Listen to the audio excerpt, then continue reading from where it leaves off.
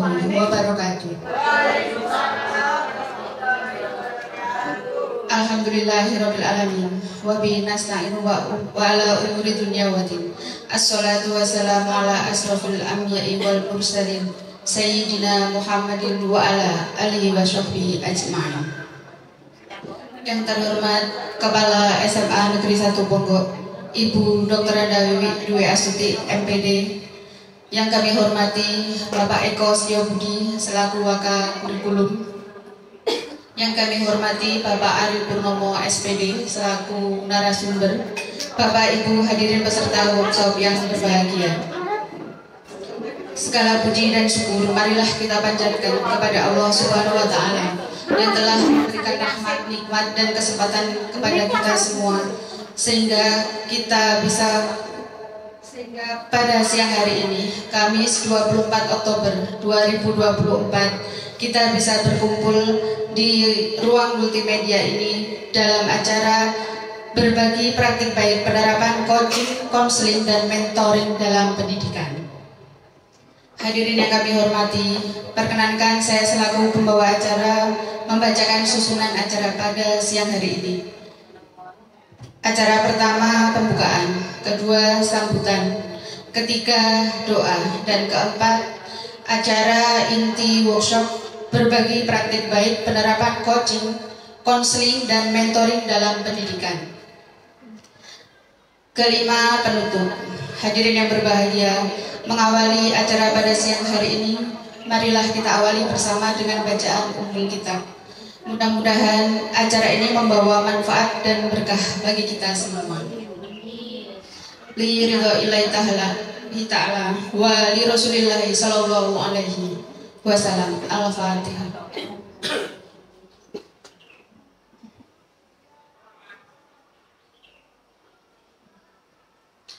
Bapak Ibu hadirin yang berbahagia, merangkai acara selanjutnya adalah sambutan. Sambutan akan disampaikan oleh Bapak Eko Setiobudi. Kepada Bapak Eko kami persilakan. Terima kasih. Assalamualaikum warahmatullahi wabarakatuh. Yang kami hormati Kepala SMA Negeri 1 Ponggok, Dr. Anda Wiwi Dwi Astuti MPD. Yang kami hormati Bapak narasumber berbagi praktek baik Ari Purnomo SPD, Bapak Ibu tenaga pendidik yang kami banggakan. Luar biasa sama Bapak. Alhamdulillah pada kesempatan siang hari ini tidak lupa kita berikan bersyukur yang mana begitu banyaknya kegiatan, walaupun hampir tiap minggu ada yang namanya kegiatan berbagi. Alhamdulillah antusias, keikutsertaannya itu masih tampak dengan semangat yang masih hadir di ruang ini dengan wajah yang ceria. Tentu hal ini nanti akan memberikan dampak yang luar biasa dari apa yang akan kita ikuti dari Bapak narasumber ini. Bapak Ibu yang kami hormati, kegiatan pada siang hari ini dengan tema adalah penerapan coaching, mentoring, konseling, mentoring dalam dunia pendidikan. Tidak terlepas dari keseharian kita sebagai tenaga pendidik, yang mana kita selalu berdampingan dengan anak-anak kita yang notabene adalah mereka berasal dari latar belakang yang berbeda-beda, sehingga dengan kualitas dan kapasitas panjenengan nanti di dalam pembelajaran tentu bisa menggali apa saja potensi-potensi yang ada di anak didik kita. Jadi terarah pada yang dinamakan coaching nanti artinya adalah bagaimana peran kita itu di dalam belajar itu bisa memberikan wadah atau peluang bagi mereka yang bisa punya ide baru. Ide baru nanti bagaimana kita akan sandingkan dengan tujuan di dalam pelajaran kita, sehingga mereka bisa terapkan dalam belajar mengajar kita nanti.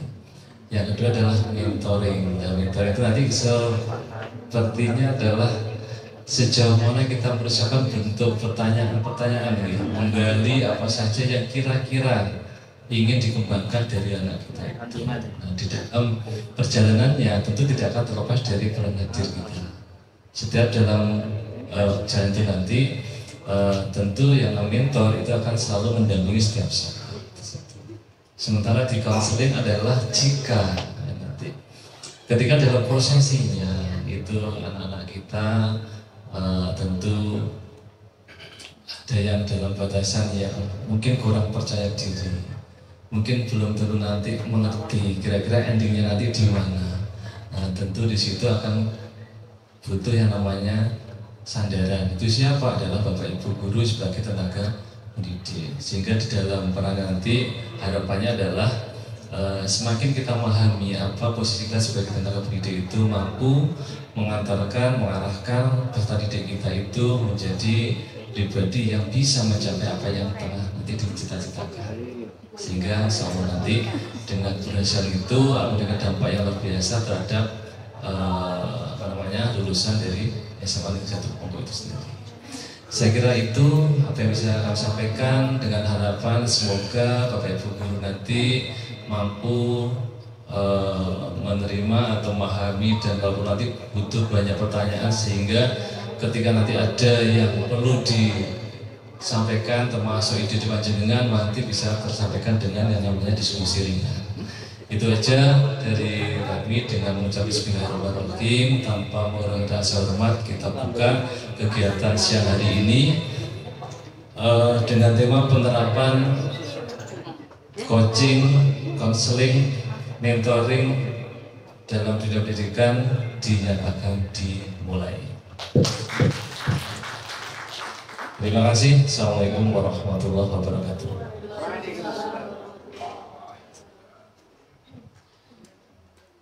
Terima kasih kami haturkan kepada Pak Eko Setiobudi.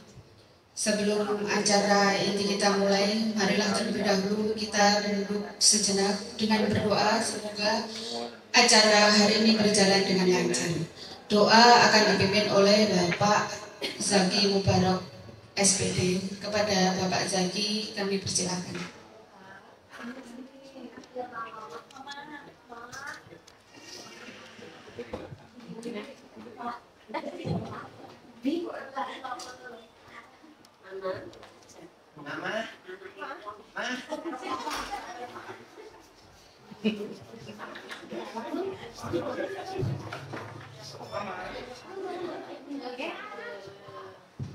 Assalamualaikum warahmatullahi wabarakatuh.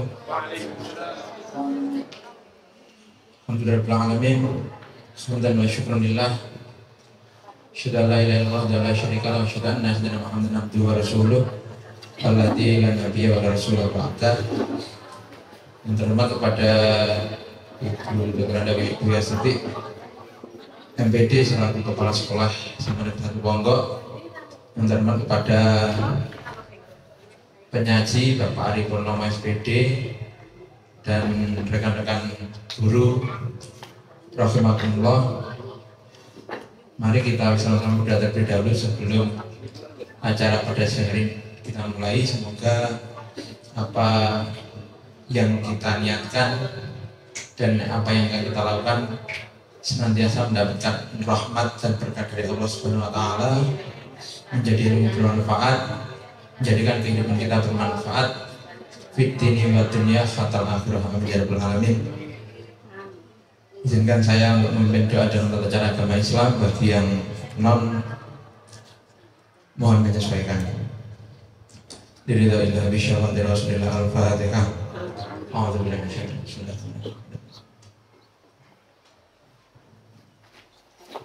Allahumma shalli ala sayyidina Muhammad wa ala sayyidina Muhammad wa ala sayyidina alhamdulillahi rabbil alamin. La syai'a min dzanna ya berkat fi masjid ya berkat yang bagi jalan sultan. Allahumma shalli ala sayyidina Muhammadin sallallahu alaihi wa sallam ahwali wa la taqaddaka dalam jamil hajat wa dalam jami' syadal kana bi inda ka amal derajat wa ligana sallallahu alaihi wa sallam khairat wa khairat wa hidal mamad Rabbana zalamna anfusana wa illam taghfir lana wa tarhamna lanakunanna minal khasirin. Allahumma inna na'udzubika min ilmin la yanfa' wa 'amalin la yurfa' wa du'an yustajab lahu ya rabbal rahimin. Allahumma ij'alna lana dzurriyyatan tayyibatan min amalin khair wa la taj'alna iyyahu syarri wal minal khasirin. Allahumma inna ala dzikrika wa syukrika wa husni ibadatik. Allahumma ighfir lana lidina warhamna rabbana subhanahu rabbana atina fid dunya hasanah wa fil akhirati hasanah wa qina adzabannar. Sallallahu alaihi wasallam Muhammad wa ala alihi wasallam. Alhamdulillahi rabbil alamin. Terima kasih dan saya mohon maaf. Assalamualaikum warahmatullahi wabarakatuh.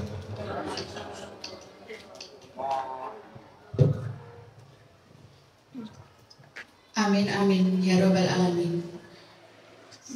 Sampailah kita pada acara inti, yaitu workshop berbagi praktik baik penerapan coaching, konseling dan mentoring dalam pendidikan. Untuk itu waktu kami serahkan sepenuhnya kepada narasumber yang luar biasa, Bapak Arif Purnomo SPD. Saya selaku pemandu acara mohon maaf jika ada tutur kata yang kurang berkenan. Wassalamualaikum warahmatullahi wabarakatuh.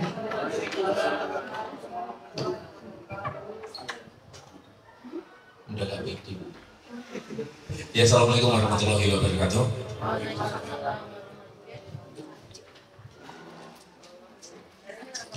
Ya, pertama-tama saya mengucapkan banyak terima kasih pada tentunya rekan-rekan guru yang ada di sini, juga tak lupa kepada kepala sekolah SMA Negeri 1 Ponggok yang diwakili oleh Pak Eko Setiabudi.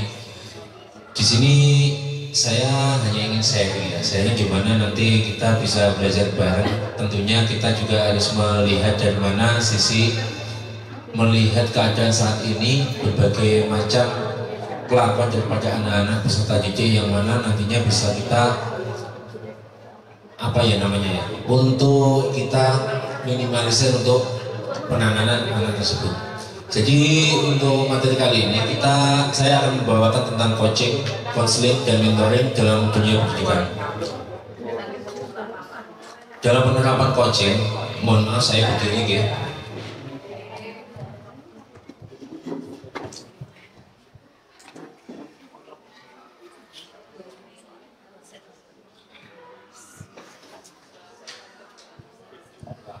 Ya, mohon maaf. Untuk kenapa kok saya mengambil tema coaching, konseling juga mentoring? Karena melihat pada saat ini pendidikan saat ini mengalami banyak perubahan yang signifikan. Tentunya, maka kita sebagai seorang guru harus siap menghadapi tantangan-tantangan ataupun hambatan-hambatan yang nantinya bisa menjadikan guru itu menjadi harus dituntut lebih aktif, kreatif dalam menangani setiap tantangan tersebut. Terus kenapa coaching, konseling, mentoring itu harus dilaksanakan dalam dunia pendidikan? Karena dengan adanya coaching, konseling dan mentoring itu proses itu yang ditekankan yakni dengan kolaborasi.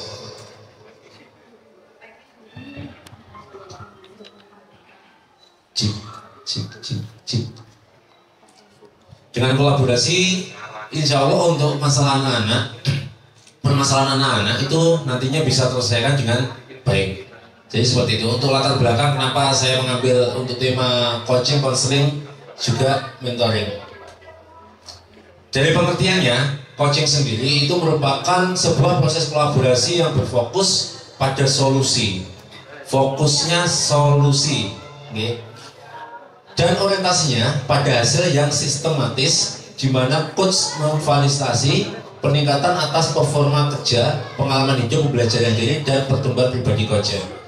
Jadi dalam proses coaching itu ada namanya istilah, kalau yang memberikan pelayanan itu namanya coach, dan yang diberi pelayanan itu namanya coaching. Terus penekanannya apa? Penekannya kalau kita sebagai guru, kita sebagai coach, kalaupun kita ibaratkan siswa itu menjadi seorang coach, apabila ada anak yang punya masalah, kita tidak boleh menjustis mereka. Ada apa toh? Kenapa kamu harus begini? Kamu harus begitu. Kalau dalam coaching itu tidak diperbolehkan. Semuanya harus kembali kepada potensi ataupun apa itu untuk dari potensi-potensi anak-anak tersebut. Kalaupun ada masalah, itu anak-anak tersebut sendiri yang akan menyelesaikannya. sebagai seorang coach ya. Jadi coach itu hanya membersamai. Jadi membersamai gini, kalaupun ada anak yang bermasalah, ditanya kenapa kok seperti itu, apakah itu salah apa benar. Kalaupun ada tingkah seperti itu, apa yang harus kamu lakukan? Tindak lanjutnya seperti apa? Biar nanti coachnya atau peserta didik itu yang menentukan sendiri. Beda lagi kalau sama konseling. Konseling itu pemberian layanan yang dilakukan oleh seorang profesional, minimal itu pendidikan di psikologi sama BK. Di mana dalam proses konseling tersebut itu dilaksanakan proses pemberian bantuan yang mana nantinya itu mengarahkan juga memberikan nasihat-nasihat kepada peserta didik. Beda kalaupun coaching tadi biar anak sendiri yang menentukan, tapi kalau untuk konseling kita bisa mengarahkan. Terus selanjutnya untuk mentoring. Mentoring itu proses di mana kita memberikan contoh. Semisal, Bapak, saya punya murid saya pengen menjadi guru. Kebetulan saya menjadi seorang guru. Apa yang mungkin kita bisa tunjukkan kepada anak-anak tersebut? Intinya, gini, kita menunjukkan, jadi seorang guru itu paling tidak kamu harus bisa kuliah di jurusan pendidikan.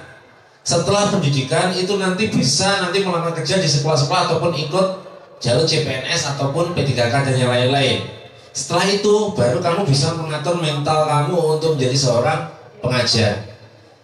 Apa yang dilakukan mentor ataupun mentoring itu nanti dia sudah pernah melakukan, jadi akan memberi contoh yang real. Contohnya contoh yang real. Beda ya. Kalau coaching itu tadi menyerahkan semuanya ke peserta didik. Contohnya kalaupun ada masalah biar anak itu yang menyelesaikan sendiri. Kita hanya membersamai ataupun apa yang dipilih oleh peserta didik itu kita bisa menguatkan saja. Terus kalau yang konseling itu tadi kita bisa memberikan masukan. Masukan-masukan yang sekiranya sesuai dengan potensi daripada peserta didik. Terus untuk yang mentoring itu memberikan sebuah contoh real. Contoh realnya apa ya? Yaitu tadi apa yang pernah sudah dilakukan dan apa saja sudah dilakukan itu akan ditunjukkan kepada peserta didik. Seperti itu untuk pengertiannya. Ada 3 perbedaan antara coaching, konseling, beserta mentoring. Dari segi tujuannya saja tadi sudah saya sedikit bahas ya. Coach itu bertujuan untuk memaksimalkan potensi. Jadi setiap anak itu unik nih. Anak itu semuanya unik. Uniknya seperti apa? Setiap anak itu punya bakat minat masing-masing. Tidak terkecuali anak yang kekurangan ataupun yang disabilitas. Kadang orang yang disabilitas bisa lebih cerdas, melebihi daripada orang-orang yang normal. Itu dinamakan siswa ataupun anak-anak itu punya karakter yang unik. Memaksimalkan potensi pribadi profesional dengan cara memfokuskan pada kondisi sekarang. Sekarang itu apa yang sudah dihadapi sekarang, yaitu fokusnya itu fokus penyelesaian yang masa sekarang ataupun nantinya kalaupun dia itu punya tujuan atau goal itu fokusnya kepada tujuan tersebut. Fokus tidak akan ke belakang, orientasinya tidak ke belakang.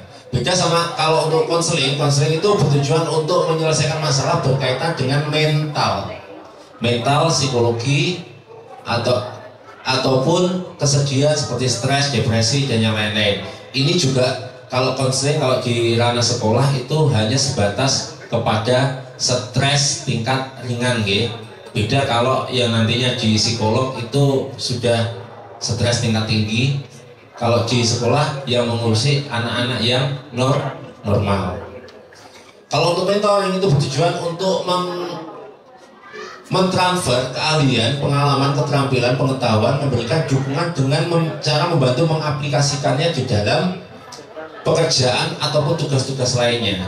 Seperti saya contohkan tadi, kalaupun anak kita ingin menjadi guru, kita akan memberikan contoh yang real bagaimana cara menjadi guru. Soalnya apa? Kita benar-benar sudah menjadi guru. Untuk pelaksanaannya, coaching dilakukan oleh seorang coach. Kalau coaching tadi coach sama coach ya. Coaching dilakukan oleh seorang coach yang memiliki keterampilan coaching, tetapi belum tentu memiliki keahlian dengan pengalaman dalam bidang menjadi keahlian orang yang di coaching. Maksudnya seperti apa? Dalam sebuah proses coaching itu potensi anak itu lebih diunggulkan. Soalnya apa? Biar nanti anak-anak itu bisa menggali potensinya sendiri. Kita hanya sebatas menggali apa yang menjadi potensi daripada anak-anak tersebut. Terus untuk mentoring dilakukan oleh seorang mentor yang memiliki keahlian dan pengalaman di bidangnya. Contohnya, kalau kita yang seorang guru kan kita pengalaman ataupun kita berpengalaman dalam bidang keguruan.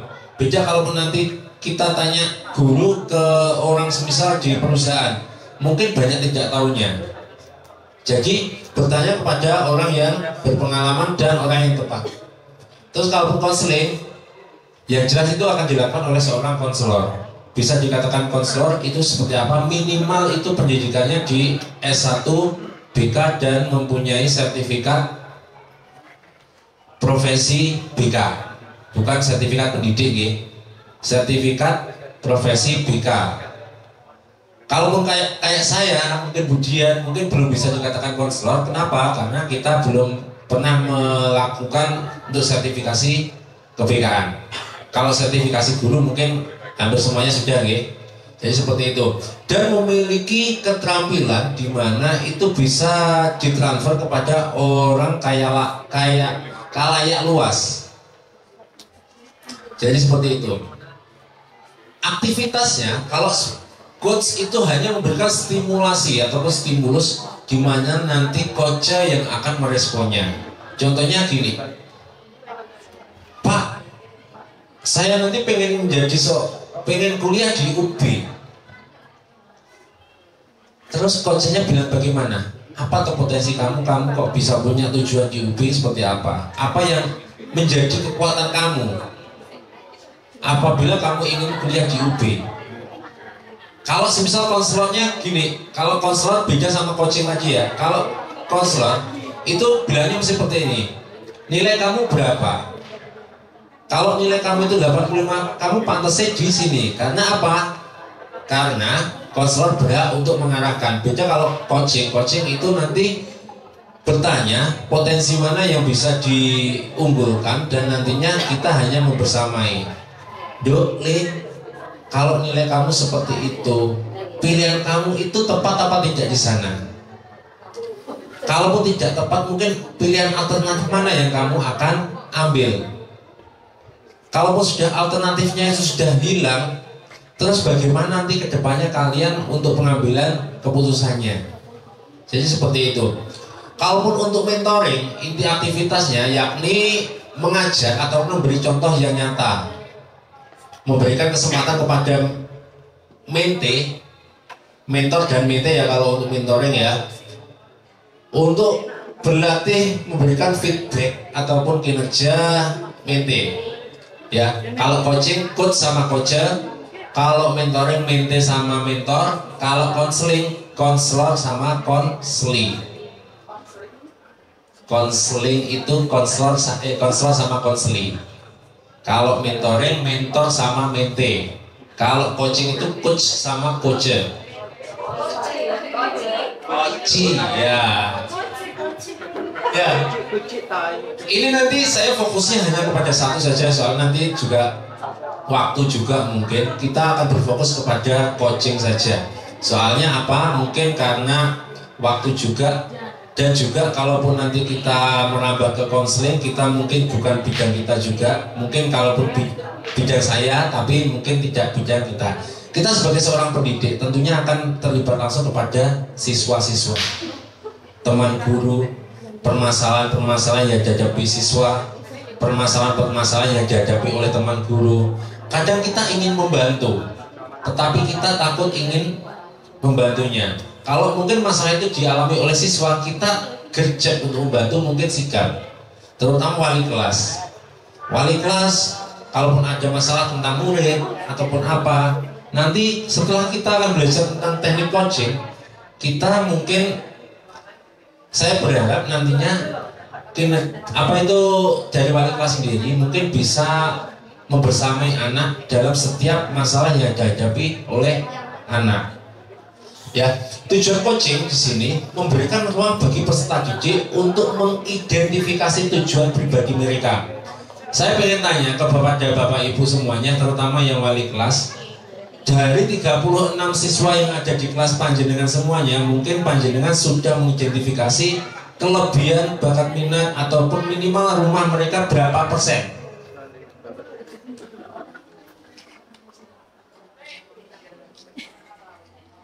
Enggak, kurang tahu mungkin belum tahu ya.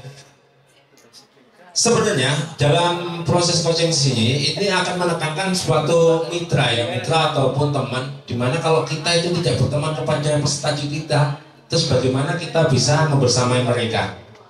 Karena kebersamaan atau membersamai itu paling tidak didasari karena adanya trust.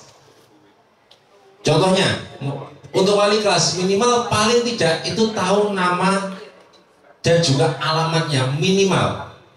Karena apa? Minimal kalau kita tahu alamatnya, paling tidak kita juga akan tahu kehidupan dia, orang tua dia. Kalaupun dia ada apa-apa, kita bisa konsultasi kepada orang tuanya. Saya yakin kalau di sini semuanya sudah membentuk paguyuban kalau untuk kelas 12. Kelas 12, kelas 10, kelas 11 juga sudah. Terus nanti dalam penerapannya apabila anak-anak itu terdapat masalah, monggo nanti wali kelas semuanya bisa berpartisipasi langsung untuk gimana ya, memberikan layanan-layanan tentunya yang bersifat itu membersamai. Ini nanti coach memberikan ruang bagi peserta untuk mengidentifikasi tujuan pribadi mereka, mengatasi hambatan dan mengembangkan keterampilan belajar yang efektif. Pak, saya bukan seorang konselor. Saya tidak punya keahlian seperti itu. Apakah saya bisa? Semua orang berhak dan harus bisa. Karena apa? Tanggung jawab kita sebagai seorang pendidik itu tidak hanya ngajar, ngulang, sama mulai. 3M ngajar, ngulang, mulai. Ya bukannya saya sendiri bukan ngajar, tapi saya membimbing Basic saya di sini untuk membimbing. Tetapi pada dasarnya kalaupun kita itu memiliki 3 tugas itu, mengajar, mendidik, dan membimbing, paling tidak kita itu harus bisa membersamai murid sampai dia menemukan potensi dia yang seutuhnya. Minimal dia nanti tujuan dia ingin sekolah di sini itu apa, nantinya itu bisa dijadikan sebagai landasan untuk menggali potensi-potensi mereka ke depannya.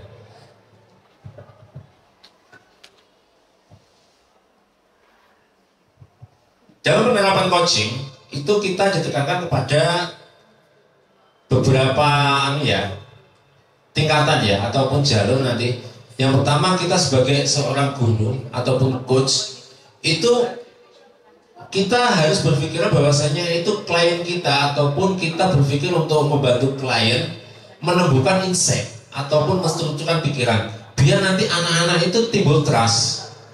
Bagaimana kita bisa memperoleh trust anak apabila kita hanya bisa menjustice ataupun memberikan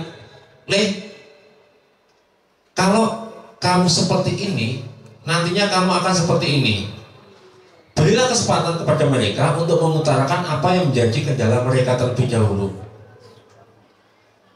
Kalau mereka sudah mengutarakan apa yang menjadi kendala mereka, nanti tinggal kita akan memaksimalkan potensi mereka. Oh, ternyata kamu seperti ini. Kamu ternyata tidak punya masalah seperti ini. Sedangkan apa yang masalah kamu itu kamu bisa selesaikan sendiri. Dan juga seorang coaching itu harus bisa menjadi pendengar aktif. Ini yang paling sulit. Kita sebagai guru biasanya itu lebih aktif kepada bicara. Kita lebih aktif bicara atau aktif mendengarkan sebagai guru? Bicara atau mendengarkan? Pernah nggak kita itu berpikiran bahwasanya kita ingin mendengarkan apa keluh kesah daripada siswa? Pernah? Sejauh mana panjenengan semuanya pernah mendengarkan keluh kesah mereka? Jauh sekali nih, jauh sampai 12 mungkin nih. Ya, jadi gini, dalam teknik coaching itu kita dituntut untuk bisa menjadikan pendengar yang aktif. Oh, kita bisa empati. Pak, aku kok gak oleh pacaran SMA Pongko Bukit Pak, padahal aku ki wis usiaku wis 17 tahun, tapi aku gak oleh pacaran. Tidak ada yang melarang, Duk. Le, cuma tempatmu sing beda, kudune gak nang kene, mungkin di sekolah liya. Mungkin seperti itu. Terus kenapa toh? Kalaupun orang itu ada yang juga seperti itu, mesti pikir gak oleh pacaran, di sini gak oleh dan yang lain-lain. Coba dengarkan dulu apa mereka. Kenapa kok mereka itu pengen pacaran? Pak, aku pengen pacaran soalnya aku gak mau aku disin-sin koncoku loh Pak. Tapi sama Pak Eko nanti boleh apa tidak? Tapi kalaupun saya nanti gak pacaran, saya juga gak semangat belajar loh Pak. Bagaimana seperti menanggapi seperti itu? Kita kembalikan lagi kepada anak tersebut.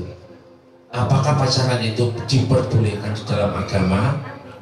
Apakah dalam pacaran itu akan membuat kamu itu lebih bisa bahagia ataupun bisa lebih semangat belajar? Coba kamu timbang-timbang baik buruknya apa yang terjadi apabila kamu berpacaran. Jadi seperti itu. Terus fokus pada kepribadian ataupun hasil yang dicapai. Tujuannya ke Surabaya jangan sampai lewat Lamongan. Lewatlah untuk lewat Mojokerto, paling tidak Jombang, Mojokerto, terus Sidoarjo, Surabaya. Jangan pernah lewatnya lewat Lamongan. Semisal gini, kalau konseling itu fokusnya itu dari masa lalu akan dikorek, terus nanti dijadikan suatu bukti ataupun alat untuk membuat mindset mereka itu terbuka. Tetapi kalau coaching itu akan menekankan daripada fokus kepribadiannya hari ini ataupun hasil yang dicapai hari ini. Masalahnya hari ini seperti ini, biar mereka sendiri yang akan menyelesaikannya. Kita hanya sebagai fasilitator untuk bersamai mereka menemukan potensi dan jati diri mereka masing-masing. Coach memastikan klien melakukan apa yang dipikirkan dan dikatakan. Bagaimana maksudnya? Coach memastikan klien melakukan apa yang dipikirkan dan dikatakan. Dalam proses coaching itu ada beberapa alur ya. Salah satunya dalam alur kita itu bagaimana apa yang sudah dipilih oleh seorang coach ya, itu nanti bisa dipertanggungjawabkan apa yang menjadi pilihan mereka. Apa yang sudah dipilih, bagaimana itu seorang coach itu bisa mempertanggungjawabkan apa yang sudah dipilih mereka. Semisal pilihannya itu, Pak saya pengen pacaran, ya udah pacaran lo nggak apa-apa, tapi dengan catatan kamu gini harus konsekuen dengan apa yang kamu laksanakan.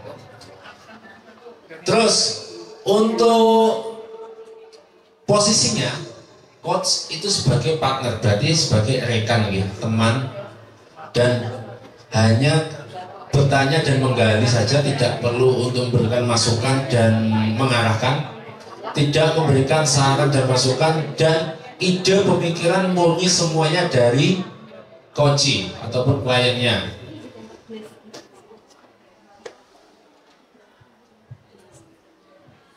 Ada beberapa kelebihan daripada coaching ya, proses coaching. Yang ini dapat meningkatkan motivasi setiap siswa. Saya yakin dengan kebersamaan panjenengan semuanya sama siswa, apabila kalian bisa memposisikan diri sebagai teman mereka, tetapi harus digarisbawahi juga di dalam masalah-masalah ataupun tantangan mereka, bukan dalam pembelajaran gitu. Itu memposisikan diri kita sebagai teman mereka, insya Allah untuk peserta didik dia akan menemukan potensinya secara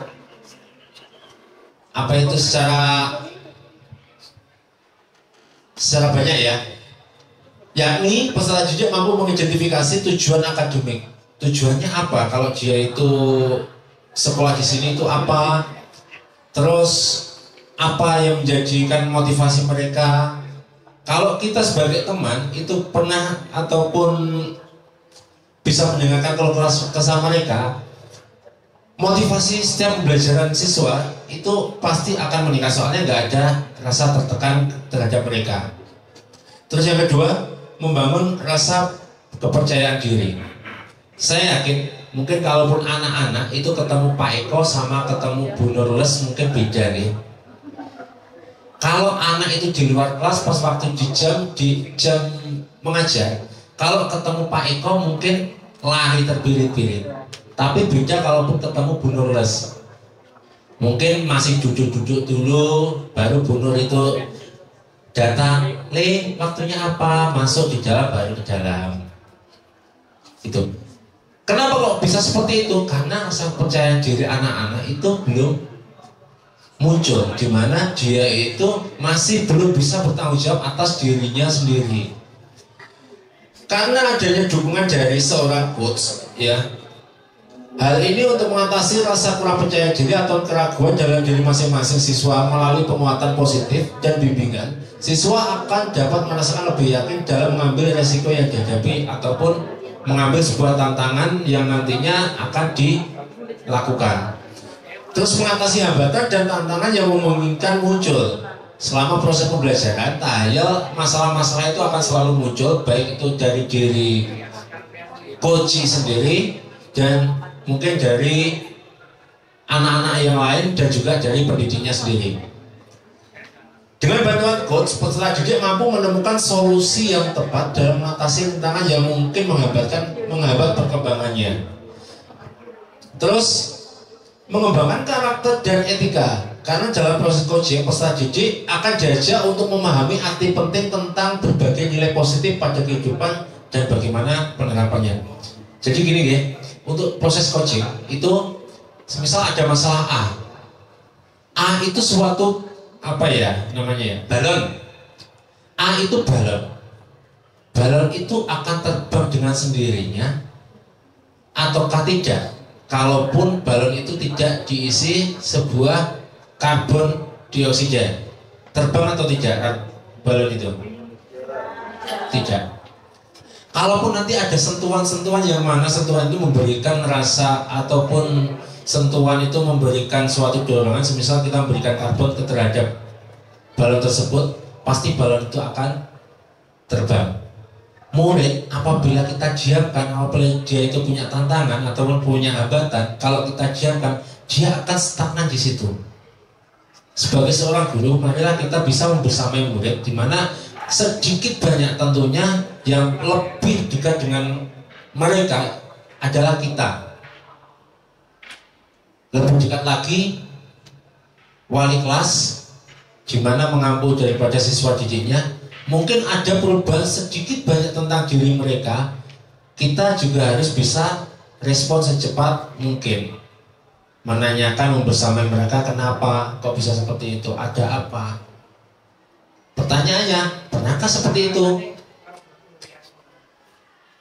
Kalaupun belum pernah ataupun sudah pernah tapi tidak sering dilakukan, dicoba nanti untuk kedepannya kita lebih bisa aktif sebagai teman mereka, tapi memposisikan kita sebagai wali kelas ataupun guru di luar jam pembelajaran.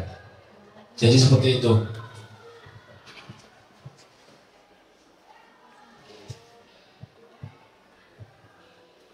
Teknik coaching. Coaching itu apa namanya? Ada beberapa teknik. Salah satunya yakni dengan menggunakan alur tirta ya. T-nya tujuan, identifikasi, rencana aksi, dan tanggung jawab. Kalau masalah itu intinya anak-anak itu kita panggil, mungkin kita akan mengcoaching anak agak sulit. Tetapi kalaupun anak-anak itu akan dengan sendirinya, semisal masalah belajar mereka, masalah pribadi mereka, bukan masalah lain-lain semisal tawuran ataupun apa, itu insya Allah kalau kita ingin belajar coaching itu lebih gampang.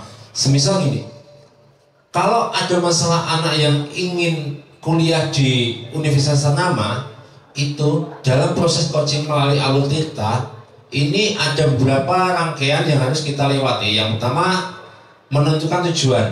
Tujuanmu datang ke sini apa, Dok? Le, begini Pak, saya nantinya pengen kuliah di UB, misal di UB. Terus Hal yang kedua ada identifikasi. Bagaimana kita bisa mengidentifikasi apa yang menjadi kekuatan mereka, dan juga potensi mereka, supaya mereka itu bisa diterima di sana itu seperti apa. Mungkin nilai kamu ataupun apa yang menjadi tolak ukur kamu kok kamu ingin ke UB. Jadi saya seperti ini Bu, saya itu anaknya pintar, saya pernah mengikuti lomba olimpiade dan saya pernah juara di level provinsi, misal seperti itu. Terus rencana kamu kalau sudah seperti itu bagaimana? Saya pengen nantinya saya ingin daftar ke UB dan pilihan kedua misal di UM. Terus setelah itu saya ingin lewat jalur mandiri ataupun lewat jalur tes ataupun lewat jalur prestasi. Terus TA-nya untuk tanggung jawabnya bagaimana kita memantapkan daripada pilihan-pilihan ataupun yang sudah dipilih peserta didik, ataupun peserta didik mampu memantapkan diri untuk pilihan dia tersebut. Semisal gini, Pak aku mantap di UB, ya udah kalau kamu di UB silakan. Rencana kamu sudah kamu bicarakan seperti itu dan bagaimana nanti kedepannya kamu bisa lakukan. Jadi seperti itu nih.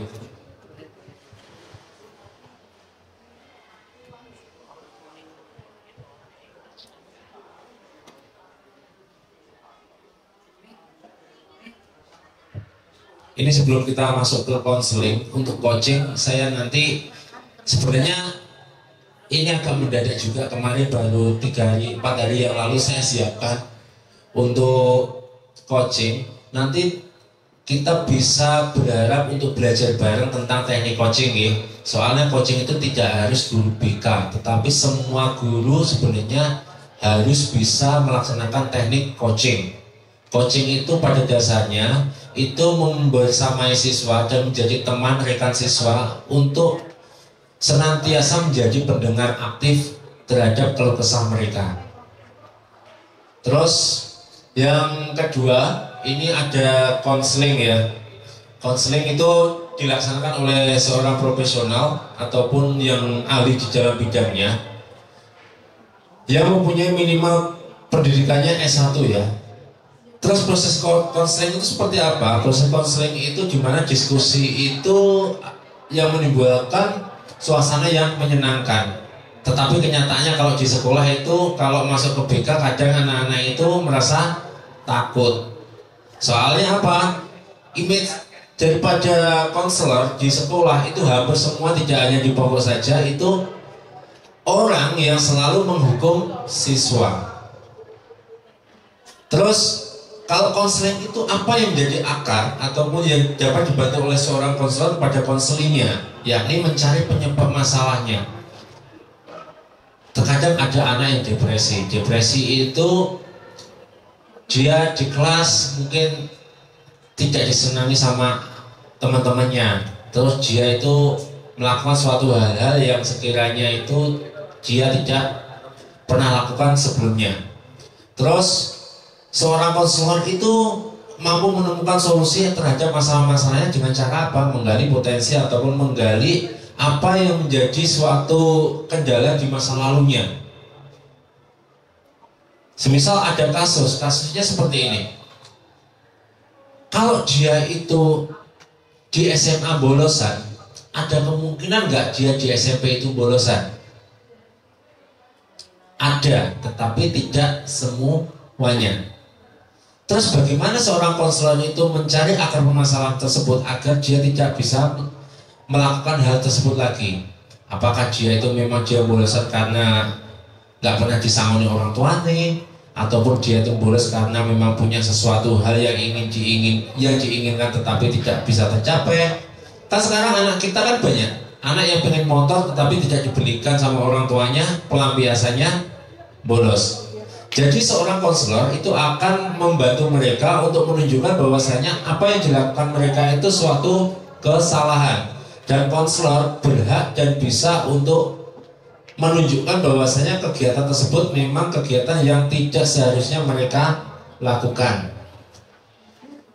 Terus membuat target dalam memperbaiki diri dan kinerja. Suatu konselor kalau dalam pelayanan itu akan membuat target-targetnya. anak ini semisal bolosan, target 1 bulan ke depan nantinya anak ini tidak akan bolos sama sekali. Bagaimana caranya? Kita akan membuat target-target kinerja kita. Tentunya dalam target tersebut kita juga diimbangi daripada komitmen yang akan dilaksanakan oleh peserta didik kita. Terus membantu keputusan klien ataupun konseling. Dalam penerapan konseling itu kita akan dihadapkan suatu dilema ya. Kadang itu dihadapkan suatu dilema. Dilemanya itu apa? Kalau konseling itu kita harusnya seperti ini loh mas, mbak bagusnya, tetapi mereka kadang itu tidak bisa menerimanya. Bagaimana? Solusinya seperti apa? Terus apabila kita membantu membuat keputusan, apakah keputusan itu bisa diterima mereka dengan secara baik? Belum tentu juga. Terus bagaimana cara kita itu bisa menekankan apa yang menjadi kendala mereka supaya kita akan timbul trust kepada mereka. Terus posisinya kalau konseling itu kita hanya mendengarkan dan memahami, juga memperbaiki perilaku ataupun sikap siswa, menumbuhkan semangat dan motivasi dan emosional problem. Kalau coaching tadi kita sebagai pendengar aktif membersamai. Kalau konseling ini kita bisa turut serta dalam pengambilan langkah keputusan dan kita dapat memperbaiki emosional problem atau problem emosional mereka.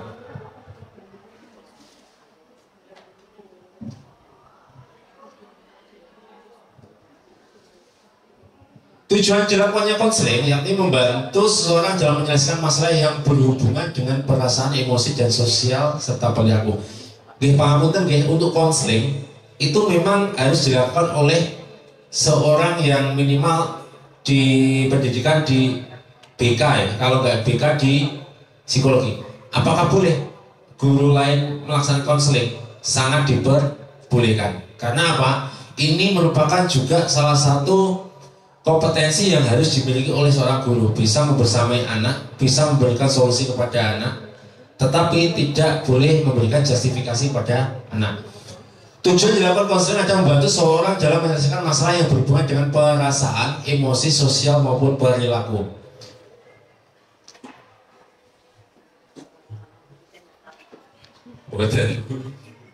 Konselor dalam hal ini psikolog menggunakan berbagai strategi untuk membantu seorang dalam mengelola masalah perilakunya, mengalami stres, mengurangi kecemasan dan kendala yang berkaitan dengan gangguan psikologis. Jadi kalaupun gangguan psikologis itu ranahnya bukan kepada ranah guru ataupun konselor, tapi lebih dominan kepada psikolog ya. Kalaupun ada anak kita yang mungkin ada keterbelakangan, mungkin ada beberapa anak ya, mungkin panjenengan sudah mengidentifikasi juga.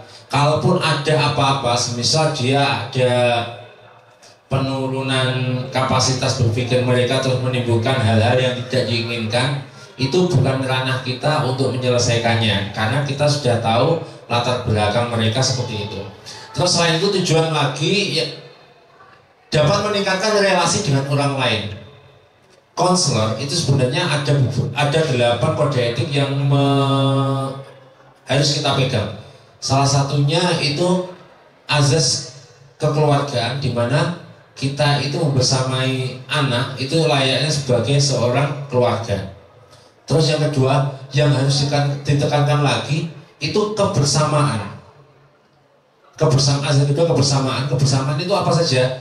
Kita bisa membersamai mereka, apapun keadaan mereka, apapun kondisi mereka, dan kita tidak membeda-bedakan mereka.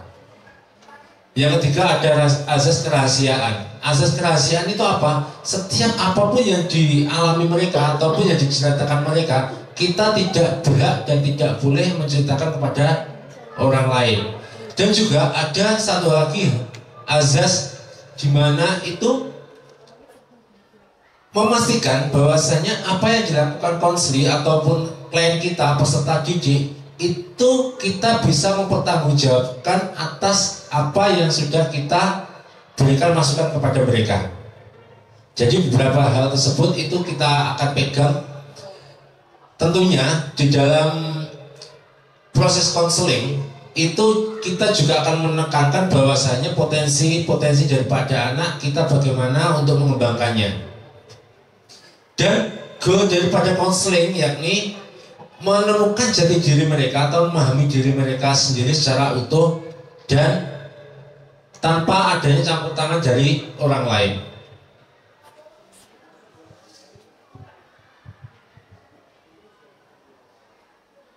Bisa. Untuk mentoring ya hampir sama, cuma yang ditekankan dalam mentoring itu, kalau mentoring itu merupakan yang ditonjolkan suatu pengalaman yang akan ditransfer kepada orang yang akan membutuhkannya. Semisal apa itu nanti ada seorang binaraga itu dulunya kecil, terus dia mempunyai muridnya juga sangat kecil. Bagaimana murid tersebut itu bisa memperoleh tubuh yang ideal seorang binaraga? Tentunya dia juga membutuhkan seorang mentor. Mentor itu seorang pelatih. Mentor itu yang pernah melaksanakan, pernah mengalami, dan juga pernah merasakan. Jadi apa yang sudah dialami dan apa yang sudah dirasakan serta apa yang sudah mereka lakukan itu akan ditransfer kepada seorang mente. Mente itu ataupun orang yang ingin kiblat daripada seorang mente tersebut ya. Jadi seperti itu. Di dalam mentoring itu juga ada coaching, ada support, ada goal, tujuannya juga harus jelas.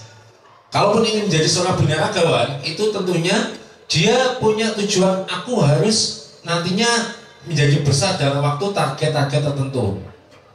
Adanya dukungan-dukungan, entah itu dari dukungan orang atau finansial dan yang lain-lain, membersamai dan juga harus banyak-banyak latihan. Jadi seperti itu, guys. Untuk kali ini mungkin untuk mentoring saya kurang banyak ya, mungkin sedikit saja untuk mentoring seperti itu. Yang jelas untuk tadi untuk coaching sama konseling mungkin dari teman-teman sebelum kita akhiri ini mungkin 1 jam ya misalnya. Ya 1 jam mungkin ya. Jadi mungkin ada pertanyaan sebelum saya akhir. Kalau nggak ada, alhamdulillah.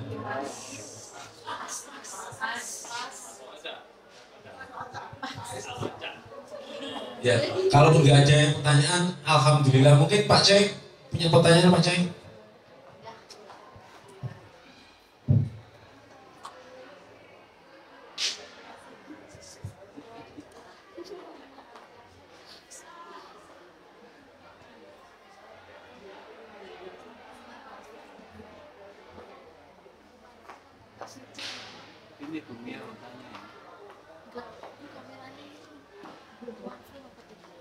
Pak Ik ini nanti sampai jam berapa Pak Ik? Jam 3. Terus diisi apa Pak Ik? Nyanyi. Itu tadi Bu Sri Utami itu Oke, untuk gimana? Oke, buat. Banyak kan bertanya lagi ya. Iya, silakan dulu. Assalamualaikum warahmatullahi wabarakatuh. Izin bertanya Pak Ari. Ya disebut-sebut ini terus disebut.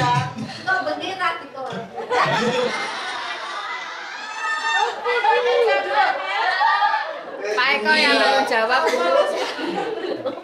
Nih Pak Ari. Izin bertanya untuk tadi penerapan kucing ya Pak Ari. Jadi pada saat penerapan kucing itu mungkin bisa dipraktekkan atau diberi gambaran bagaimana coach dan kucing itu percakapannya seperti apa. Begitu Pak Ari. Iya. Berarti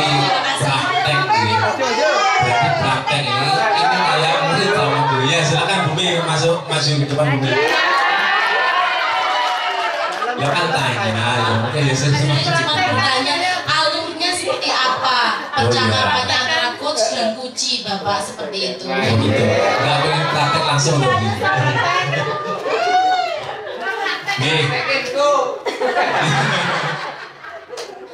Nih, dalam apa itu penerapan coaching ya? Itu biasanya itu yang pertama itu ada beberapa hal yang harus kita laksanakan. Tentunya itu dalam proses coaching itu yang ditekankan pertama itu menekankan tujuannya. Tujuannya seperti apa? Apa yang menjadi tujuan daripada seorang coach atau coach menemui seorang coach? Semisal kalau kita sebagai rekan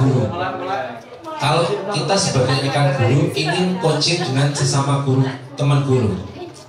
Semisal gini, Bumi, saya pengen cerita kepada Bumi. Semisal, Oke. ya ada apa Pak Ari? Semisal gitu, ada apa Pak Ari? Bumi, saya ada mungkin bisa cerita apa Pak Ari? Saya ada hambatan-hambatan tentang proses pengajaran saya. Mungkin bisa ceritakan bagaimana Pak Ari? Mungkin Pak Ari bisa cerita terlebih dahulu apa yang menjadi masalah-masalah ataupun kendala yang Pak Ari hadapi. Jadi gini Pak Bumi, saya itu kalaupun di dalam kelas itu saya kok udah guyu bang, lepas sayang-sayangan ini. Jadi gini Bumi, saya apabila masuk ke kelas itu kalau saya itu ingin mengajar kepada anak itu kok saya ilfil ya. Ilfilnya seperti apa?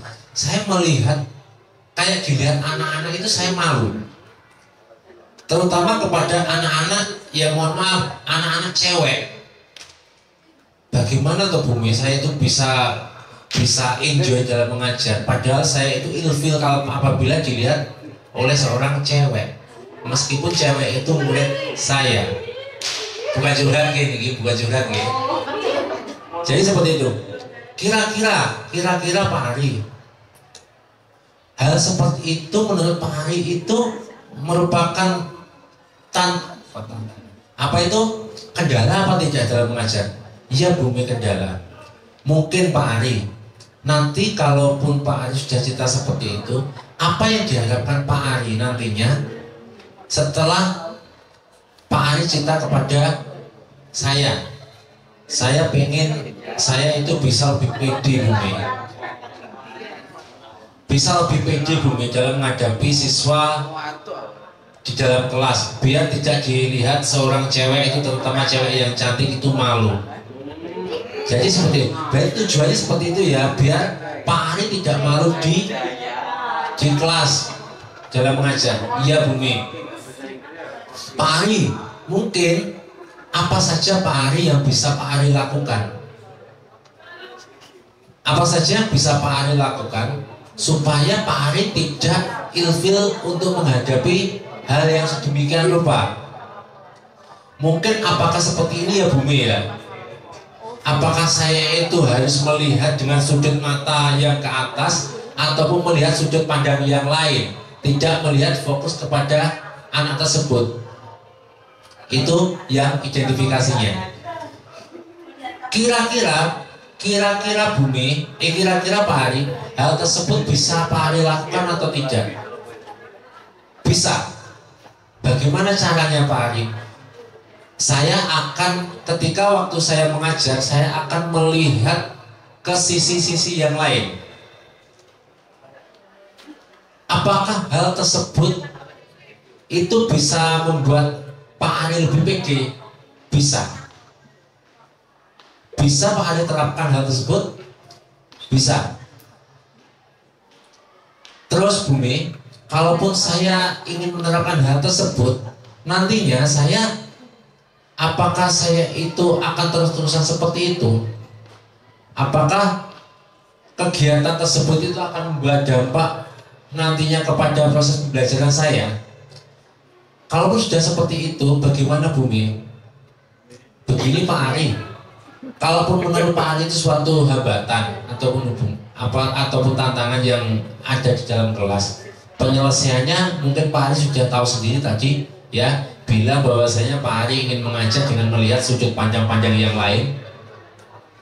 Terus bagaimana Pak Ari itu ingin memfokuskan mata tidak hanya tertuju kepada yang cewek, tetapi mungkin yang cowok saja. Jadi seperti itu. Sekarang gini Pak Ari, apakah dengan statement Pak Ari tadi itu Pak Ari bisa melaksanakan ataupun bisa melaksanakan hal tersebut? Bisa. Sejauh mana nantinya Pak Ari punya komitmen untuk melakukan hal tersebut? Sejauh apa dan bagaimana cara penerapannya Pak Ari? Begini Bu Mei, nanti saya akan secepat mungkin akan menerapkan hal tersebut. Bila mana mungkin 1 kali, 2 kali saya belum bisa melaksanakan hal tersebut, saya akan terus mencobanya beberapa kali lagi dan seterusnya akan mencobanya. Oke, bagus Pak Ari. Ya saya berharap nantinya Pak Ari bisa melakukan hal tersebut dengan apa yang menjadi komitmen Pak Ari tersebut.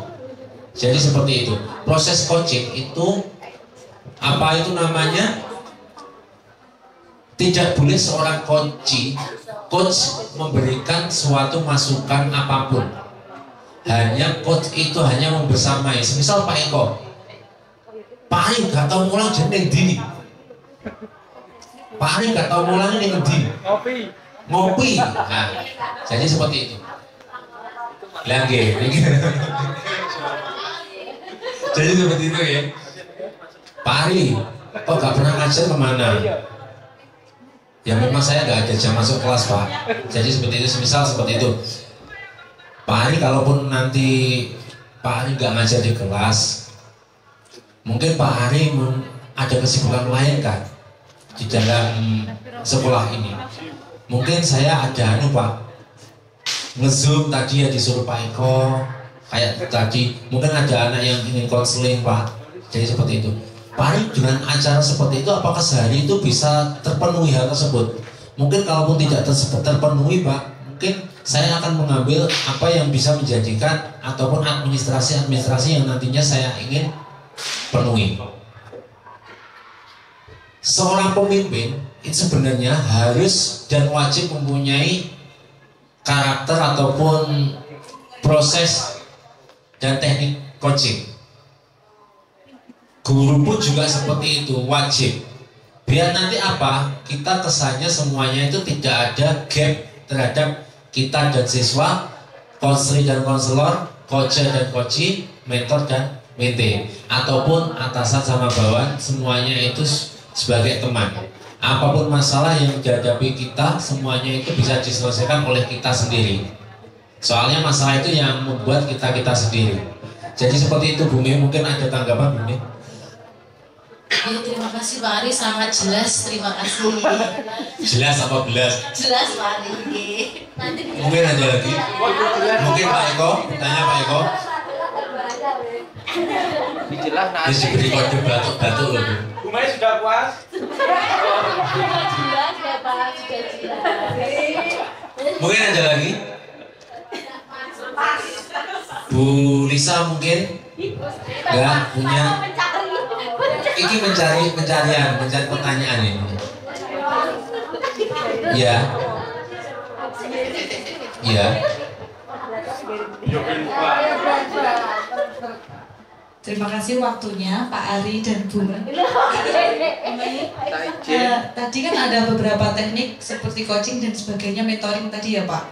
Kalau saya sebagai wali kelas itu sering menemui permasalahan di kelas itu, ternyata ada 1 atau 2 anak yang ternyata itu seperti dikucilkan. Dia merasa dikucilkan Pak di kelas seperti itu.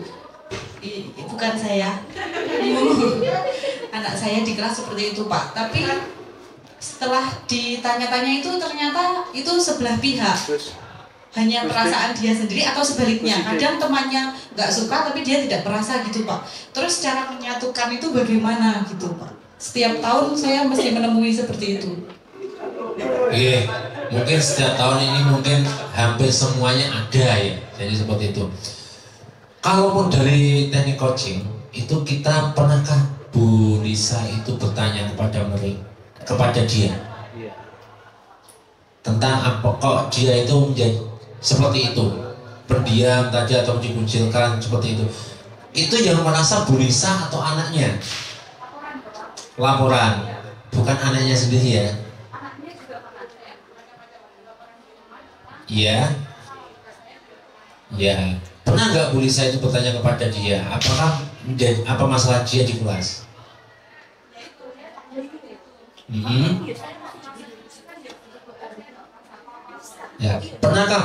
pernahkah Bu Lisa itu bertanya, apakah yang menurut dia itu yang merupakan pernah dilakukan dia yang menjadikan dia itu merasa bersalah ataupun merasa tidak sesuai dengan keseharian dia? Semisal gini, nyapu tojo, gini ya, semisal gini.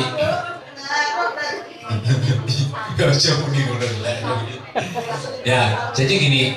Semisal gini, ada siswa yang sekiranya itu punya masalah seperti itu, bukan punya masalah tapi tidak merasa punya salah ataupun dia tidak tahu apa yang menjadi kesalahan dia, gitu kan? Tetapi teman-temannya mengucilkan dia, nggak suka sama dia. Jadi ada beberapa teknik kalau dalam teknik coaching itu ada yang namanya itu kalau dari tanya tadi ya, tanya aja kepada coachnya. Tentunya temennya terlebih dahulu. Kenapa kok kamu nggak suka sama dia? Apakah ada yang membuat hal-hal atau kegiatan dia itu yang menjadikan dia itu tidak disukai? Kalau sudah tanya seperti itu, konfirmasi atau konfrontir dengan apa yang sudah Ibu Lisa itu tanyakan kepada yang bersangkutan. Pernahkah seperti itu, Bu? Dikonfrontir? Bagaimana Bu Chandra? Coba mungkin bisa dipraktekkan Bu. Tanya-tanyanya seperti apa? Jawab iya. Nah, menangis. Katanya ternyata itu teman sekali, teman banget, Pasti ya. terus temannya itu ternyata punya teman baru, dia malah Ya.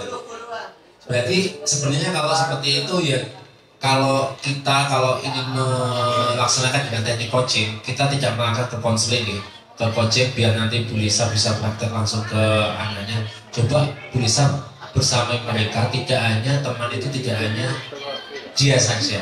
Mungkin ada beberapa teman yang nantinya sefrekuensi dengan dia, mungkin bisa bersama mereka.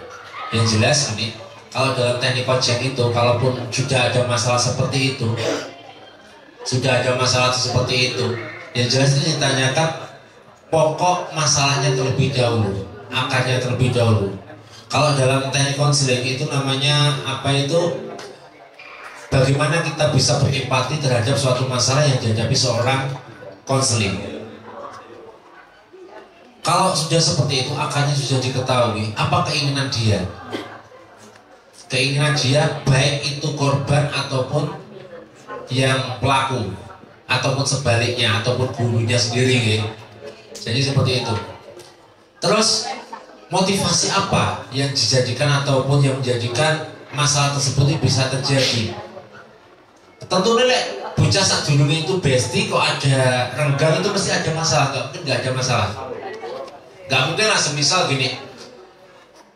Semisal apa itu namanya Iris Bella sama Amazoni itu satu keluarga, ya ujung-ujung nggak ada apa-apa, cerai kan juga mungkin, ya dua kali masuk penjara itu mungkin menjadi akan masalahnya, kan juga seperti itu dong, ya semisal saya ujung-ujung tanya apa itu beli rumah yang sangat besar, duit konti. Kan mesti ada pertanyaan lanjutannya kan, apakah itu punya saya, apakah itu punya orang lain. Jadi suatu masalah, suatu apapun yang dilakukan oleh seseorang itu selalu mesti ada akar permasalahannya. Bu Lisa, saya tanya nggih, anak tersebut apakah sebelum-sebelumnya itu pernah terjadi konflik, Bu? Dengan ya anak pelaku dan korban tadi, pelaku sama korban, ya nggak tahu mana pelakunya mana korbannya, ataukah cuma sekedar agak besti. Konfliknya berkepanjangan. Jadi menurut saya Bu Lisa kalau untuk prosesinya ataupun posisinya Bu Lisa, nanti Bu Lisa bisa gimana ya, intinya menanyakan kepada mereka apa toh keinginan mereka kok bisa sampai seperti itu. Mesti ada keinginan mereka itu ada.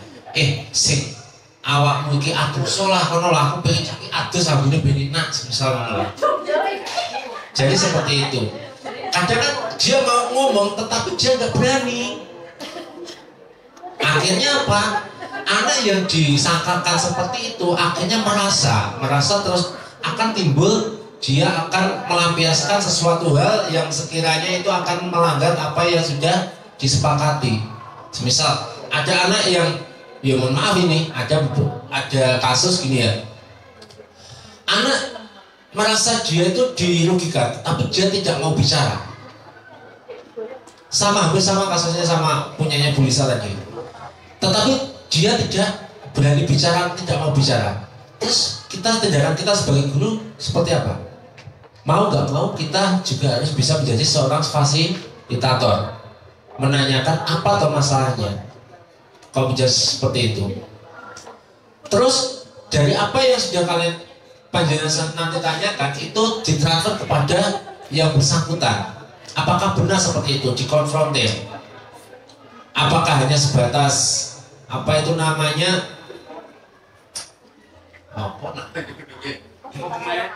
Perasaan saja. Terus apakah hanya memang ada kesalahpahaman? Jadi lewat konfrontir tersebut akan diketahui. Jadi seperti itu. Kalau dari konseling Bu Lisa, konseling biasanya anak seperti itu mempunyai trauma masa kecil. Trauma masa kecil itu bisa didapatkan.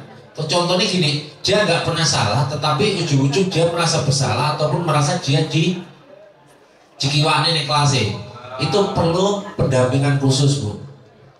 Coba tanya dulu itu apakah pernah seperti itu? Apakah dalam keluarga mereka apabila ada orang tuanya bertekan imbasnya kepada anak?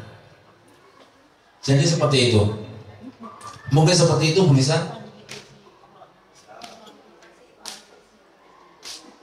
Ada lagi mungkin nggak bisa menjawab semuanya, tetapi mungkin ada sebatas gambaran saja nanti untuk wawasannya hanya gambaran saja nih. Mungkin ada lagi. Pak Eko setengah dulu Pak Eko.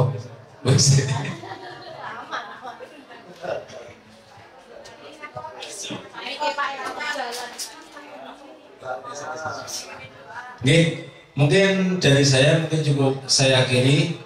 Adapun kurang lebihnya mungkin kalaupun nanti ingin tanya-tanya tentang coaching, mungkin tidak hanya saya saja yang mungkin di sini pernah melaksanakan pendidikan apa itu tentang coaching. Mungkin Pak Choi bisa untuk menjadikan referensi Pak Choi nanti apabila teman-teman bisa sharing-sharing tentang coaching Pak Choi. Terus Bu Sri Utami mungkin bisa membantu teman-teman apabila teman-teman ingin memperoleh cara bagaimana kita bisa mengcoaching Bu Sri. Tak lupa juga itu ya. Oke, teman-teman, mungkin dari saya cukup sekian. Ada kurang lebihnya saya akhiri. Assalamualaikum warahmatullahi wabarakatuh.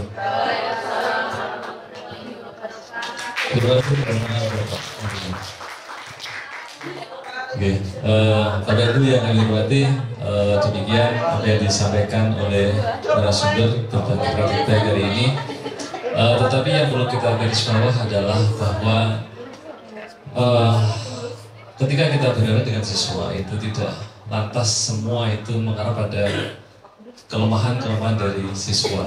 Tapi di situ adalah bagaimana kita bisa, kalaupun ada kelemahan, berarti kita bisa menggali apa sih kelebihan yang ada di diri siswa itu sendiri. Kemudian dengan ada coaching, ada mentoring, ada counseling, itu adalah bukan hanya hal-hal yang negatif awalnya, tapi sebenarnya tadi disampaikan oleh narasumber bahwa sebenarnya putra-putri kita itu punya potensi-potensi yang belum berani diutarakan. Jadi sejauh mana kita bisa hadir di tengah-tengah kelas itu sehingga menggali kira-kira apa sih yang bisa dimunculkan. Bagaimana sih cara memberanikan mereka untuk mengutarakan apa sih ide yang dimilikinya. Saya kira itu menjadi titik poin pada hari ini. Semoga dengan pemaparan hari ini bukan hanya teman-teman yang di konseling yang berperan sebagai coachingnya, sebagai mentoringnya, tapi seluruh Bapak Ibu sebagai pendidik itu juga ikut andil bagaimana menjadi seorang konselor dan sehingga menjadi masa yang akhirnya itu tujuan belajar kita menjadi semakin meningkat. Terima kasih Bapak Ibu. Alhamdulillah setengah 3 kurang ya.